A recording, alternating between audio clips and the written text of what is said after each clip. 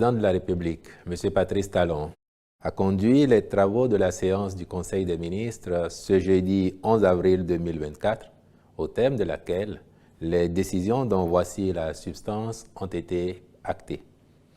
Au chapitre des mesures normatives, destitution de Maître Denise Ouzou Ganyito, notaire à Cotonou.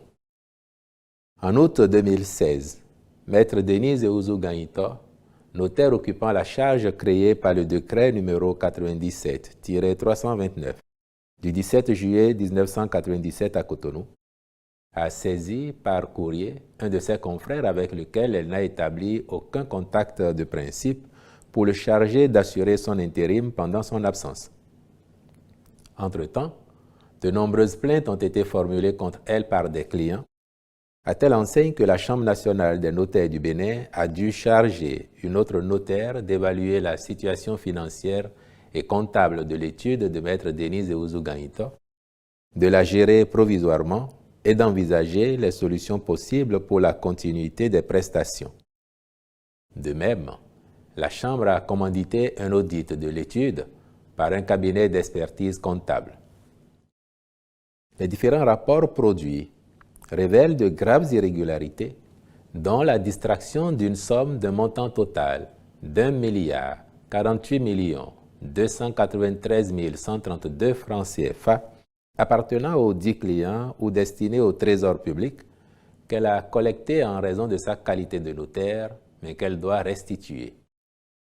Du point de vue déontologique et pénal, il s'agit d'une faute particulièrement grave s'agissant d'un officier ministériel qui en avait d'ailleurs une conscience suffisante au point de s'absenter depuis 7 ans sans aucune explication et espérant ainsi se soustraire aux conséquences de ses actes.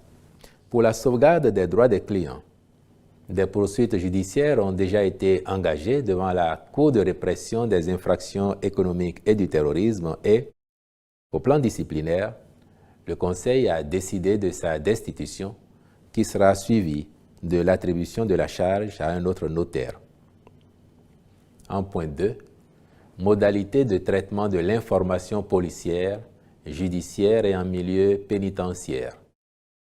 Le développement du numérique favorise, entre autres, la possibilité de traiter les données de façon à permettre une accélération des processus d'établissement de l'information, de la consolidation des preuves, de la recherche des infractions et des auteurs. Dans un tel contexte, il apparaît impératif que les forces de l'ordre, les systèmes judiciaires et pénitentiaires puissent disposer d'outils modernes en vue de faire face aux défis complexes de la criminalité et de la sécurité nationale notamment. Par ailleurs, les bases de données contribuent à l'examen approfondi et permettent de stocker un large éventail d'informations telles que les antécédents judiciaires, les profils, les témoignages, des photos et des éléments d'identification qui facilitent l'accès rapide, la recherche et l'analyse d'informations utiles pour la découverte des infractions, les enquêtes et les procédures judiciaires, réduisant ainsi le temps et les aléas de la recherche selon des méthodes désuètes.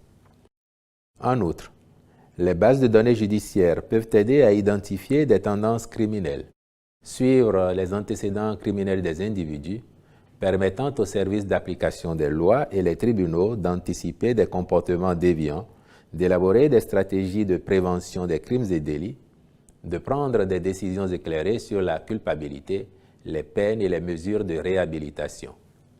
Aussi, la mise en œuvre du présent décret permettra-t-elle de constituer des fichiers essentiels au bon fonctionnement du service public judiciaire et pénitentiaire tels que ceux relatifs aux informations policières, aux empreintes biométriques ou génétiques, au casier judiciaire, aux personnes, véhicules, documents, armes ou objets génétiques recherchés, ou encore au système informatisé de gestion des établissements pénitentiaires. Il convient de préciser que les finalités, mesures de sécurité organisationnelles et techniques, modalités de partage et de garantie des droits des personnes concernées ont été validées conformément aux tests en vigueur. En point 3, création de la Société béninoise des infrastructures d'eau, SOBI SA, et approbation de ses statuts. Cette société participe de la mise en place d'un nouveau dispositif institutionnel performant et transparent, favorisant une répartition harmonieuse des rôles entre la maîtrise du patrimoine d'une part, le suivi de l'exploitation et de la maintenance d'autre part. En tant que société de patrimoine, la SOBI-SA aura notamment en charge la planification du secteur sur la base des objectifs de développement fixés par l'État, la recherche de financement et la mise en œuvre des programmes d'investissement, le renouvellement des ouvrages et installations incombant à la partie publique suivant les dispositions des contrats de délégation de services, la gestion physique et comptable du patrimoine du secteur de l'hydraulique, notamment la valorisation et l'amortissement des immobilisations. Elle assurera, par ailleurs, le suivi de l'exécution des délégations de gestion du service public de l'eau potable et le contrôle du respect des obligations, des critères de qualité et des objectifs de performance assignés aux opérateurs. En point 4, suspension provisoire de l'Ordre national des chirurgiens dentistes du Bénin. De nombreuses plaintes émanant des professionnels attestent que le dit ordre connaît de véritables préoccupations de gouvernance que les différents arbitrages opérés par le ministère de la Santé n'ont pas permis de surmonter. En plus, des difficultés notoires de collaboration existent entre l'ordre et le ministère de tutelle, de même qu'avec les partenaires internationaux effectuant des missions médicales. Par ailleurs, notre pays dispose aujourd'hui d'un effectif important de techniciens supérieurs en odontologie qui n'arrivent pas à s'installer et, pour diverses raisons, ne peuvent être sollicités par les médecins chirurgiens dentistes. Il urge donc de revoir les tests organisant le secteur en vue de permettre aux différents corps qui le composent d'exercer librement leur profession selon leurs compétences. C'est pourquoi le Conseil a décidé de suspendre provisoirement l'Ordre national des chirurgiens dentistes pour une durée de 12 mois. Il est mis en place un comité de relecture des tests régissant l'exercice de la profession, en l'occurrence dans le domaine de la chirurgie dentaire et de l'odontostomatologie. Le ministre de la Santé est instruit à l'effet de conduire dans les délais la mission prescrite. Le Conseil a également adopté, sous cette même rubrique des mesures normatives, le décret portant approbation des statuts de la Bibliothèque nationale du Bénin. Au chapitre des communications, en point 1, mise en œuvre du projet pilote de prise en charge intégrée des enfants autistes dans les communes de Cotonou et d'Abomey-Calavi. L'autisme est un trouble neurodéveloppemental qui se manifeste par une altération de la communication et des interactions sociales.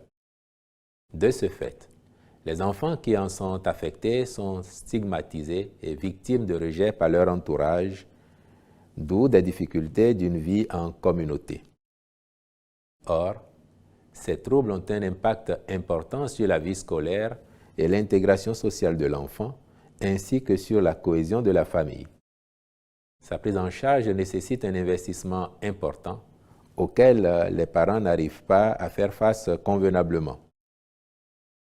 C'est pour faciliter les soins appropriés à cette maladie que le gouvernement a initié le présent projet pilote destiné à mettre en œuvre un ensemble d'actions visant à apporter un soutien scolaire, une assistance sanitaire et un accompagnement social personnalisé aux cibles.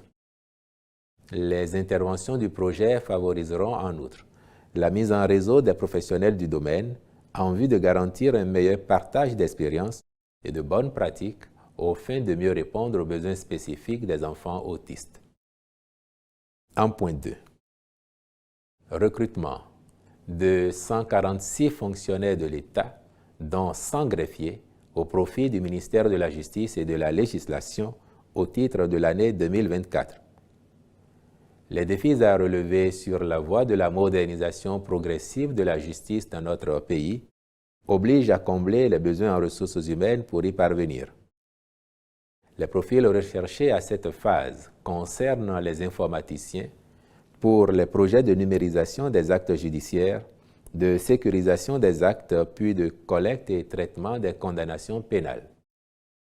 C'est dans ce cadre que 23 informaticiens et 23 attachés des services judiciaires seront recrutés pour officier en binôme spécifique dans 23 juridictions.